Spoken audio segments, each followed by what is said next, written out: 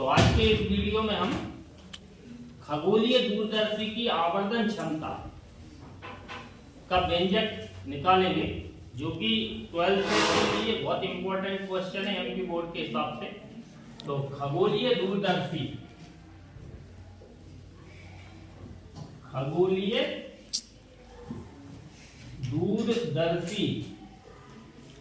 इसकी आवर्धन क्षमता का व्यंजक निकालेंगे।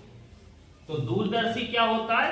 जिससे हम दूर की चीजें देखते हैं, बहुत दूर दूर की चीजें देखते हैं जिस उपकरण से, उस उपकरण का नाम होता है दूरदर्शी। और दूरदर्शी अपने कोर्स में एक ही है, खगोलीय दूरदर्शी। और खगोलीय दूरदर्शी एक ऐसा दूरदर्शी होता है जिसकी सहायता से आकाश की चीजें देखी जाती हैं, आसमान की चीजें देखी जाती हैं, ग्रह तारे नक्षत्र, इसलिए इसका नाम है खगोलीय दूरदर्शी। खगोलीय दूरदर्शी का एक और नाम है आकाशीय दूरदर्शी। तो कभी कभी एग्जाम में इस नाम से दिया जाता है, आकाशीय दूरदर्शी की आवर्धन क्षमता के लिए व्यंजक व्युत्पन्न कीजिए। तो इसका आवर्धन क्षमता मतलब किसी वस्तु के प्रतिबिंब को कितना बड़ा बना सकता है, वो उसकी आवर्धन क्षमता कहलाती है।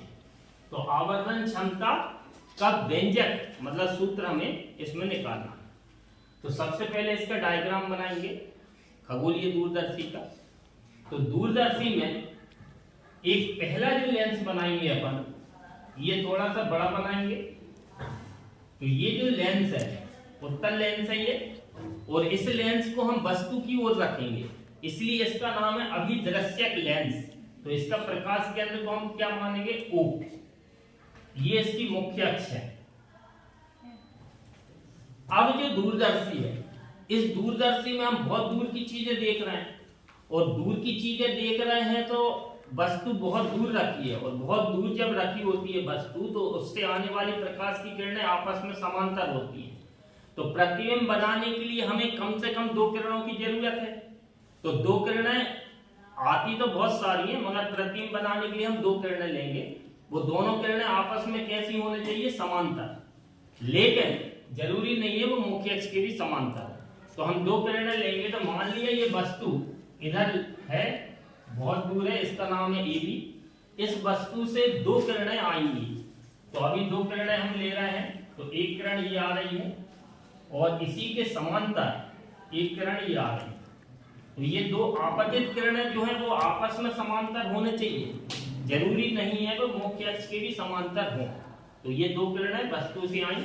अब पहली किरण जो आई है वो प्रकाश केंद्र पर आई है, और प्रकाश केंद्र से आने वाली किरण बिना विचलन के सीधी चली जाती है। तो ये वाली किरण एकदम सीधी चली जाएगी, और उत्तल लेंस प्रकाश की किरणों को मिलाता है, तो ऊपर वाली किरण को ये नीचे की साइड झुका देगा। तो ये वाली किरण सीधी गई थी, और इस किरण को नीचे की साइड झुकाएगा। तो मान लो ये इधर टकरा गई, तो ये प्रतिबिंब बन गया A' B'। तो वस्तु O के लिए, O मतलब अभिदृश्यक लेंस के लिए वस्तु हो गई ये भी, और उसका प्रतिबिंब कौन सा हो गया? A' B'। अब ये जो प्रतिबिंब है वो अगले लेंस के लिए वस्तु का काम करेगा। तो अगला लेंस, ये ध्यान रखना है कि सूक्ष्मदर्शी में पहला लेंस छोटा रहता है, दूसरा बड़ा। दूरदर्शी में जो नेत्रिका लेंस है, जो आंख की तरफ रखेंगे, वो छोटा रहता है। तो ये वाला अगला लेंस है, उत्तल लेंस है ये भी, और इसका जो प्रकाश केंद्र है उसका नाम हम देंगे E मतलब आई लेंस, नेत्रिका हिंदी में बोलते हैं। और ये O मतलब ऑब्जेक्टिव लेंस, तो इसे हिंदी में अपन बोलते हैं अभिदृश्यक लेंस। तो ये अभिदृश्यक लेंस है, ये नेत्रिका लेंस है। अब ये जो A' B' प्रतिबिंब बना हुआ है वो इसके लिए वस्तु का काम करेगा। तो प्रतिबिंब बनाने के जो अपन नियम सीखे हैं, उनमें से दो नियम लगाएंगे। तो पहला नियम हम लगा रहे हैं, अगर कोई किरण प्रकाश केंद्र से आती है तो वो बिना विचलन के सीधी चली जाती है। तो एक किरण ये ले ली, दूसरी किरण हमने ली समांतर, मुख्य अक्ष के समांतर आ रही है ये सेकंड किरण। समांतर आने वाली किरण फोकस से जाती है। तो इसमें ये ध्यान रखना है कि ये जो प्रतिबिंब है इसको हम इस लेंस के फोकस के अंदर सेट करते हैं। तो इसका फोकस इधर कहीं होगा, तो इसका फोकस इस साइड लेंस में दो फोकस होते हैं, तो जितनी दूर पहला रहेगा उतनी दूर दूसरा फोकस रहेगा। तो ये जो समांतर आने वाली किरण है ये फोकस से चली जाती है। तो इसका प्रतिबिंब बनाने का तरीका ये है, इसको पहले अपन पीछे बढ़ा लो स्केल से, क्योंकि इसमें आभासी प्रतिबिंब बनाएंगे ये। तो ये मान लो इतना बड़ा प्रतिबिंब बनाना है तो इधर तक बढ़ा लेंगे, फिर इसको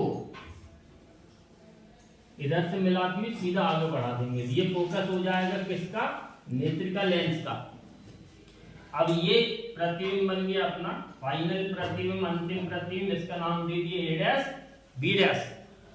तो इस ए डैश बी डैश का प्रतिबिंब कैसे बना? एक किरण चली गई प्रकाश केंद्र से सीधी, एक चली गई समांतर फोकस से गई, और आगे मिलने के चांस नहीं थे तो इनको पीछे बढ़ा दिया तो इधर मिल गई। तो ये अंतिम प्रतिबिंब बन गया ए डैश बी डैश। इसका मतलब ये है नेत्रिका लेंस ने ए डैश बी डैश का प्रतिबिंब कौन सा बना दिया? A double dash B double dash. तो जब हम डेरिवेशन में अंतिम प्रतिबिंब की बात करेंगे तो अंतिम प्रतिबिंब कौन सा है? A double dash B double dash. अब हम दर्शन कोण बनाएंगे। तो दर्शन कोण जैसे आंख पे बनता है, मगर वस्तु बहुत दूर है, तो आंख रखते हैं अपन इस लेंस के पास। तो मान लो ये है, तो आंख इधर है, तो ये वाला लेंस इधर है, तो वस्तु बहुत दूर है, तो दर्शन कोण का ज्यादा प्रभाव नहीं पड़ेगा, उधर बना दो या इधर। तो दर्शन कोण इसमें इधर ही मान लेते हैं, दूरदर्शी में ये अल्फा हो गया, ये वस्तु के द्वारा बनने वाला दर्शन कोण हो गया। तो ये वाला कोण और ये कोण, ये शीर्षाभिमुख कोण है आमने सामने के, तो ये वाला कोण भी अल्फा हो गया। तो ये दो कोण बराबर हो गए। अब जो अंतिम प्रतिबिंब है उसने कितना बड़ा दर्शन कोण बनाया? नेत्रिका पे बनाया, तो ये दर्शन कोण हो गया बीटा। तो ये किसके द्वारा बनने वाला कोण हो गया? अंतिम प्रतिबिंब द्वारा बनने वाला दर्शन कोण बीटा। तो ये डायग्राम कंप्लीट हो गया। अब ये चित्र के माध्यम से हम डेरिवेशन निकालेंगे। तो डेरिवेशन चाहे वो सरल सूक्ष्मदर्शी हो, चाहे संयुक्त सूक्ष्मदर्शी हो, चाहे खगोलीय दूरदर्शी हो, सबकी मेथड एक सी है। सब में आवर्धन क्षमता निकालना है, और आवर्धन क्षमता का सूत्र दूरदर्शी में लगाएंगे हम प्रतिबिंब द्वारा बनने वाला दर्शन कोण बटे वस्तु द्वारा बनने वाला दर्शन कोण। और आवर्धन क्षमता को हम दर्शाते हैं स्मॉल m से, स्मॉल m से। तो आवर्धन क्षमता m बराबर प्रतिबिंब द्वारा बनने वाला दर्शन कोण है बीटा, तो बीटा अपॉन अल्फा। तो ये आवर्धन क्षमता का सूत्र भाषा में भी लिखेंगे, आवर्धन क्षमता बराबर प्रतिबिंब द्वारा निर्मित दर्शन कोण बटे वस्तु द्वारा निर्मित दर्शन कोण। जब कोण थीटा का मान यदि कम होता है तो थीटा की जगह हम लिख सकते हैं टेन थीटा, या टेन थीटा की जगह हम लिख सकते हैं थीटा। ये कंडीशन कब लगाई जाती है? जब कोण छोटा हो। तो हम इसमें एक लाइन लिखेंगे कि चूंकि अल्फा और बीटा के मान बहुत कम है, इसलिए n इक्वल मिलेगा, बीटा की जगह लिख देंगे टेन बीटा और अल्फा की जगह लिख देंगे टेन अल्फा। समीकरण नंबर 1। तो इस चैप्टर के जो सरल सूक्ष्मदर्शी, संयुक्त सूक्ष्मदर्शी और खगोलीय दूरदर्शी तीनों के डेरिवेशन में समीकरण यही आएगा। अब चूंकि डायग्राम चेंज हो गया इसलिए आंसर चेंज हो जाएगा, मेथड सेम रहेगी। मेथड ये है, एक फॉर्मूला है टेन थीटा इक्वल लंब अपॉन आधार। तो लंब बटे आधार का सूत्र लगाएंगे टेन थीटा वाला, तो उससे टेन अल्फा का मान निकालेंगे और टेन बीटा का मान निकालेंगे। तो टेन थीटा के सूत्र से इन दोनों के मान निकाल के समीकरण 1 में रखेंगे। 1 में रखने के बाद हमें पता है कि सभी दूरियां प्रकाश केंद्र से नापी जाती हैं, तो जो मान प्रकाश केंद्र से शुरू नहीं होगा उनके मानों को चेंज करेंगे, और यदि शुरू मिल गए तो चेंज नहीं करेंगे, डायरेक्ट वस्तु की दूरी u, प्रतिबिंब की दूरी v और फोकस दूरी f के मान रख देंगे। फिर इसके बाद इसमें दो स्थितियां लगाएंगे, पहली स्थिति और दूसरी स्थिति। तो पहली स्थिति क्या लगेगी हर डेरिवेशन में? जब अंतिम प्रतिबिंब अनंत पर बने, एक स्थिति ये है, और जब अंतिम प्रतिबिंब स्पष्ट दृष्टि की न्यूनतम दूरी पर बने। ये दो स्थिति हमें लगाना है। तो अब हम त्रिभुज ले रहे हैं। सबसे पहले मान निकालेंगे tan बीटा का। तो tan बीटा के लिए इस डायग्राम में ये त्रिभुज नजर आ रहा है a dash b dash e। तो सबसे पहले हम समकोण त्रिभुज a dash b dash e में, इस त्रिभुज में a dash b dash e में tan थीटा बराबर लंब बटे आधार का सूत्र लगा रहा है। तो थीटा मतलब कोण, तो इसमें कोण चल रहा है बीटा। तो ये चलेगा अपना tan बीटा बराबर लंब कितना है a डैश b डैश और आधार कितना है अपना e b डैश। ये हो गया लंब और ये हो गया आधार। तो एक त्रिभुज ले लिया बीटा के लिए। अब दूसरा त्रिभुज लेंगे अल्फा के लिए। तो अल्फा के लिए ये वाला त्रिभुज यूज करेंगे हम, क्योंकि इधर तो कोई त्रिभुज था नहीं। तो अब हम यूज करेंगे ये वाला त्रिभुज a dash b dash o। तो तथा दूसरा समकोण त्रिभुज लेंगे तथा समकोण त्रिभुज a dash b dash o में, इस त्रिभुज में, इसमें भी हम tan के फॉर्मूले लगाएंगे। तो tan अल्फा, इसमें कोण चल रहा है अल्फा, तो कोण के सामने भुजा लंब होती है। तो tan अल्फा बराबर लंब हो जाएगा a dash b dash upon आधार हो जाएगा o b डैश, ये आधार हो गया। ये tan बीटा का मान आ गया, tan अल्फा का मान आ गया। ये दोनों मान समीकरण एक में रख देंगे हम। तो अतः समीकरण एक से एक में मान रखेंगे दोनों के, tan अल्फा के और tan बीटा के। तो m बराबर tan बीटा का मान ये रखेंगे a dash b dash upon e b dash और अपॉन में है tan अल्फा का मान ये है a dash b dash upon o b dash. अब ये नीचे वाला अपॉन के अपॉन में आ रहा है, जिसको पलट देंगे तो m इक्वल मिलेगा a dash b dash upon e b dash into में लाएंगे तो ये नीचे वाला पलट जाएगा। तो o b dash upon a dash b dash. अब इसमें a dash b dash cancel हो जाएगा। अब हमारे पास बच रहा है m equal o b dash upon e b dash. तो ये जो दो मान बच रहे हैं, ये दोनों प्रकाश केंद्र से शुरू हो रहे हैं। तो m इक्वल क्या बचा, m इक्वल ये बचा o b dash upon e b dash. इसको देंगे हम अगला समीकरण number 2। tan alpha tan beta दोनों के मान रख दिए, सॉल्व किया तो समीकरण 2 प्राप्त हो गया है। अब हमें ये देखना है कि प्रकाश केंद्र से मान शुरू हो रहे हैं या नहीं।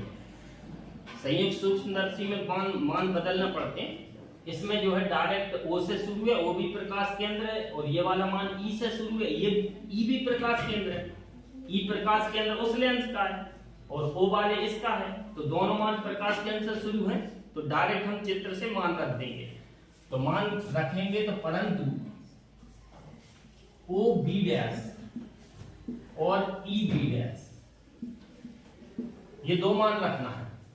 इसके लिए चिन्ह परिपाटी याद होने चाहिए कि लेफ्ट साइड अगर दूरी नाप रहा है तो माइनस, राइट साइड नाप रहा है प्लस, और 3 संकेत पता होने चाहिए। वस्तु की दूरी को U से दर्शाते हैं, प्रतिबिंब की दूरी को V से दर्शाते हैं और फोकस दूरी को स्मॉल f से दर्शाते हैं। तो O से B डैश तक देखें अपन क्या है ये। O मतलब ये और B डैश मतलब ये। तो माइंड में ये पहले क्लियर होने चाहिए कि O वाले लेंस से जब दूरी नापेंगे तो A भी वस्तु थी और A डैश B डैश प्रतिबिंब है इस लेंस के लिए। इसका मतलब इधर से इधर तक की दूरी क्या होगी, प्रतिबिंब तक की दूरी। और प्रतिबिंब की दूरी को कैसे दर्शाते हैं, V से, और ये राइट साइड है इसलिए प्लस, और पहचान के लिए O लगाएंगे। इसका मतलब O वाले लेंस से नापी गई दूरी है। लेकिन जब वस्तु अनंत पर होती है तो प्रतिबिंब बनता है फोकस पे। तो ये वस्तु बहुत दूर थी, मतलब अनंत पर थी लगभग, तो समांतर किरणें आ रही थी, तो ये प्रतिबिंब कहाँ बनेगा, फोकस पर। तो ये जो B डैश है ये FO है, इस इसका मतलब इस लेंस का फोकस सही है। तो जब मुख्य अक्ष के समांतर किरणें होती ना और आपस में भी समांतर होती तो प्रतिबिंब फोकस पर बनता, लेकिन अभी किरणें आपस में तो समांतर थी लेकिन मुख्य अक्ष के समांतर नहीं थी, तो ये प्रतिबिंब फोकस तल पर बना है, इस तल पर।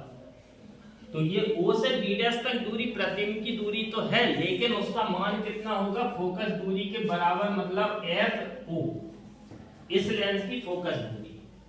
अब बात करें EB', तो A', B' जो थे वो इस लेंस के लिए प्रतिबिंब है, इस लेंस के लिए प्रतिबिंब है O वाले के लिए, लेकिन E वाले के लिए ये वस्तु का काम कर रही थी A', B', तो E से B' तक की दूरी हो जाएगी वस्तु की दूरी। तो वस्तु की दूरी को अपन दर्शाते हैं U से, और E वाले लेंस से नाप रहे हैं, और चूंकि E से B' तक नाप रहे हैं लेफ्ट साइड, इसलिए कौन सा चिन्ह आएगा, माइनस। तो ये दोनों मान और समीकरण 2 में रखेंगे हम। अतः समीकरण 2 से, तो समीकरण 2 में मान रख देंगे ये वाला, तो अब हमें मिलेगा m इक्वल OB' मतलब FO रखेंगे हम, तो OB' की जगह रखेंगे FO और EB' की जगह रखेंगे माइनस UE।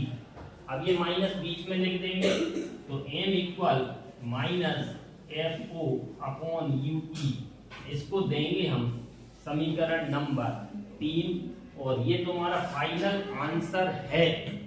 लेकिन अगर ये क्वेश्चन बड़ा ज्यादा नंबर का आता है तो हम इसमें स्थितियां भी लगा देंगे 2, पहली और दूसरी, और अगर वो लगा दो तो और अच्छा है, भले ही कोई एग्जाम में पूछे या ना पूछे। तो ये आंसर आ चुका है वैसे तो अपना m equal minus FO upon UE, इसको याद रखना है। अब इसमें 2 स्थितियां लगाएंगे हम। तो पहली स्थिति हमेशा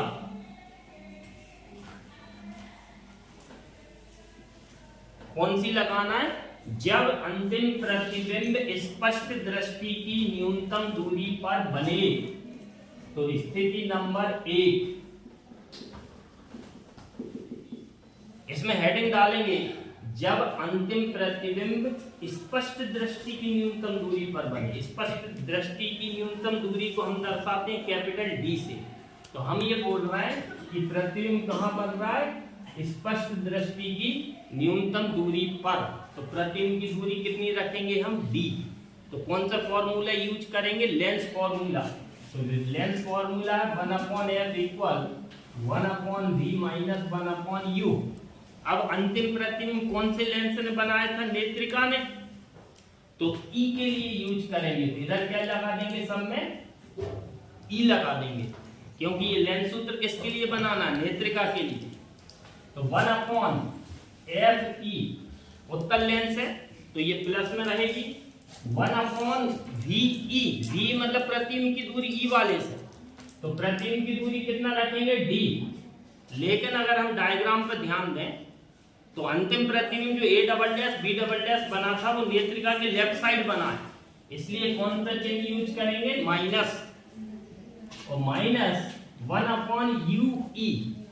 UE मतलब वस्तु की दूरी E से, तो E के लिए वस्तु भी लेफ्ट साइड थी और प्रतिबिंब भी लेफ्ट साइड है, इसलिए इसका चिन्ह यूज करेंगे माइनस UE।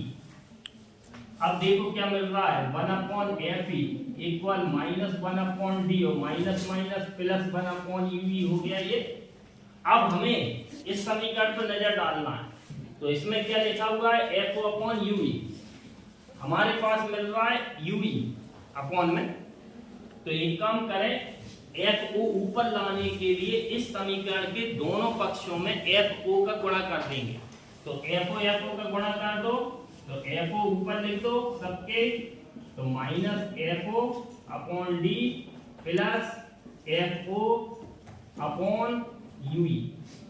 अब हमें मान चाहिए FO/UE का, तो इसको इस साइड ले आओ, तो ये इस साइड आएगा प्लस में हो जाएगा, तो FO/FE प्लस FO/D इक्वल उस तरफ क्या बचा, FO/UE।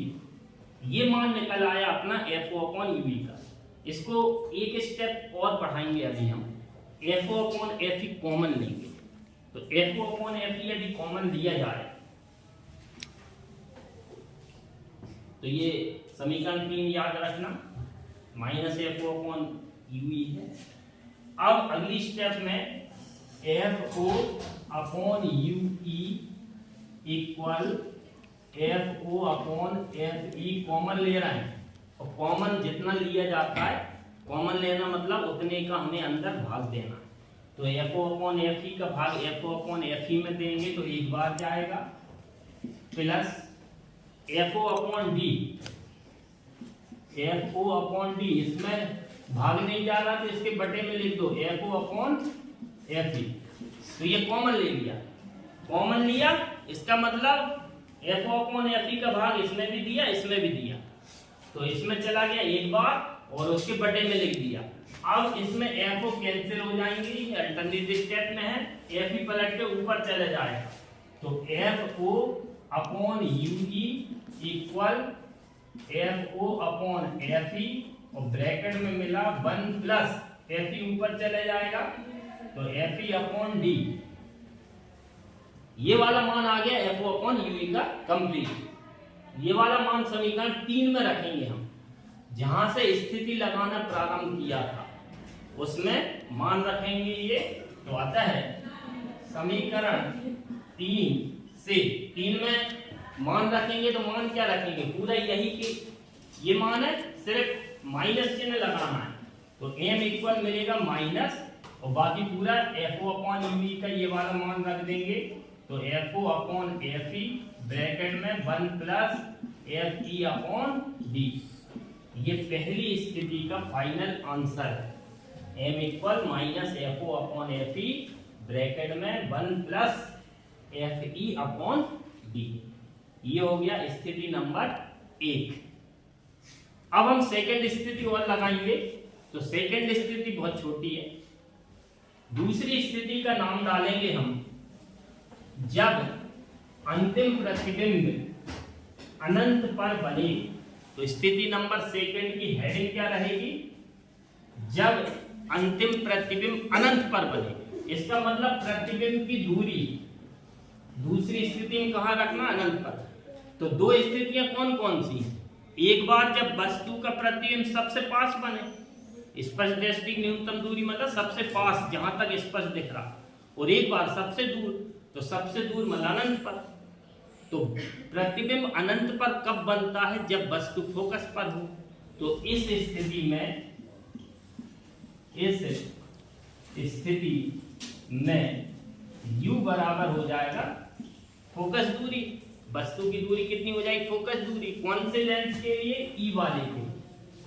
तो ये जो UE बराबर FE है, ये डायरेक्ट रख देंगे हम, अतः समीकरण 3 से 3 में UE की जगह FE रख दो, तो m इक्वल मिलेगा माइनस FO और अपॉन UE था तो उसकी जगह आ गया FE।